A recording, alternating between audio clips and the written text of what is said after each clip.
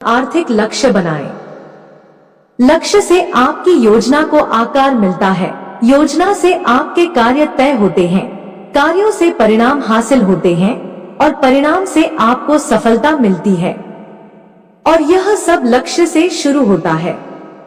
Shade हेल्मस्टेटर। अगर आपका कोई लक्ष्य ही नहीं है तो आपकी सफलता संदिग्ध है। अगर आप यही नहीं जानते कि आप कहाँ पहुंचना चाहते हैं तो आप कहीं नहीं पहुंच सकते।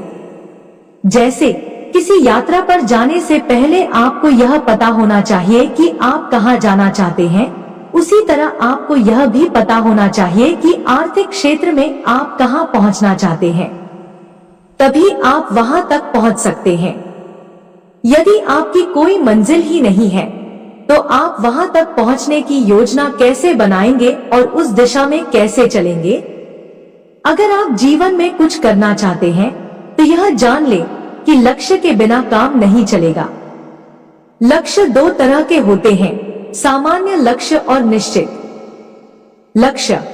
सामान्य लक्ष्य इस प्रकार के होते हैं, मैं और ज्यादा मेहनत करूंगा, मैं अपनी कार्य कुशलता बढ़ाऊंगा, मैं अपनी योग्यता में वृद्धि करूंगा इत्यादि।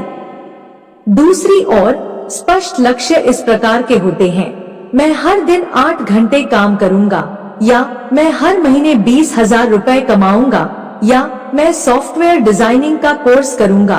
स्पष्ट लक्ष्य वे होते हैं जिन्हें नापा या जांचा जा सकता है।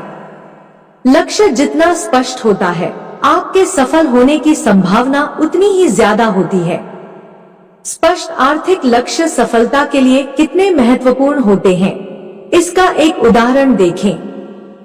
एक सेल्समैन की पत्नी अस्पताल में लंबे समय तक भर्ती रही।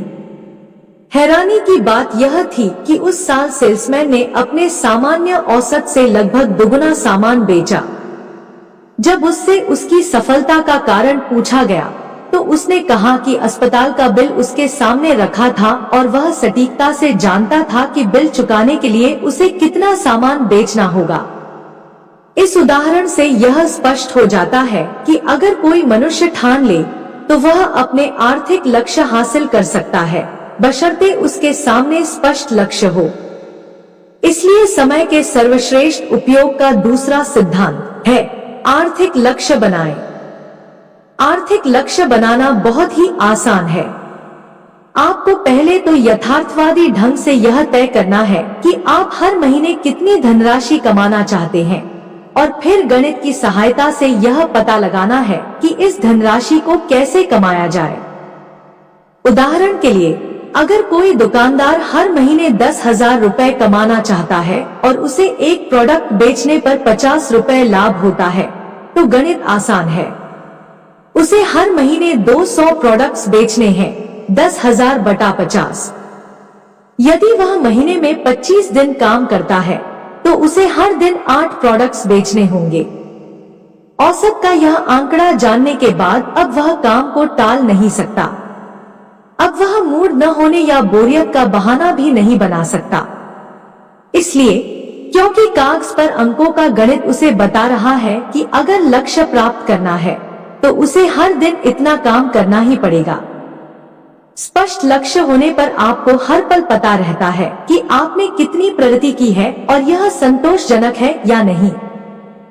ऊपर दिए उदाहरण में अगर दुकानदार शाम तक 8 प्रोडक्ट्स बेच लेता है तो वह जान जाएगा कि उसने आज का लक्ष्य पूरा कर लिया है, परंतु अगर वह 8 प्रोडक्ट्स नहीं बेच पाता तो उसे यह एहसास हो जाएगा कि मासिक लक्ष्य तक पहुंचने के लिए अगले दिन उसे 8 से भी ज्यादा प्रोडक्ट्स बेचने होंगे। आर्थिक लक्ष्य 20 से 20 क्रिकेट मैच के लक्ष्य की तरह होते हैं।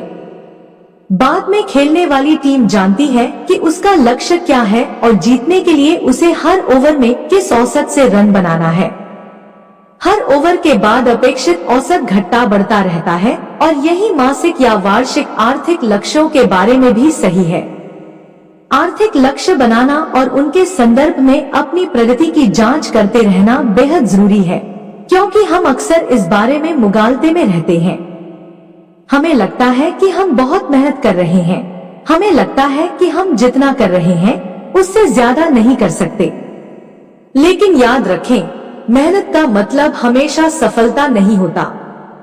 सफलता पाने के लिए यह जरूरी है कि मेहनत सही दिशा में की जाए। आर्थिक विश्लेषण से हमें यह पता चल जाता है कि हम सही दिशा में मेहनत कर रहे हैं या नहीं। देखिए, महत्वपूर्ण बात यह नहीं है कि आपका इनपुट क्या है, महत्वपूर्ण बात तो यह है कि आपका आउटपुट क्या है।